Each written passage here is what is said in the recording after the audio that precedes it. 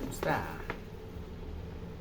So kahapon, bago kami umuwi, may binigay yung school na gagamitin para sa graduation. So ito yung akin, naka-paper bag siya.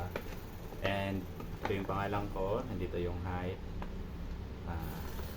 Kasi nung January or bago mag-February, kinuha yung course namin. Tapos kinuha din yung height. Kala ko kung para saan, yun pala is para sa graduation. So ang laman nito ay itong toga.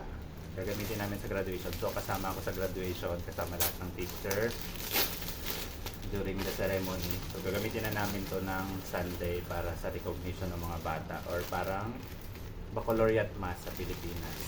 Dito is recognition muna. Yung mismong graduation namin is sa susunod pang Sunday. Bukas is recognition muna. Bigayan ng mga certificate. So ito siya. Ganito yung toga dito sa Thailand. Nandito lang yung kulay nung kung anong course mo nung college ka sa Pilipinas or dito. Ito yung kulay dito, yung green. So Comsa yung course ko. So ito lang. May green lang siya. Sukatin natin.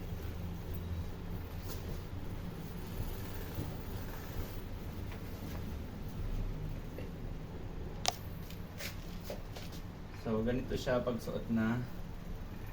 Yan, medyo mahaba lang. Tapos mahaba din dito kasi masyado. Dapat daw hanggang dito lang. Dito lang yung kulay ng course. So ito yung gagamitin ko bukas sa recognition day. Tapos sa graduation next Sunday. Diba?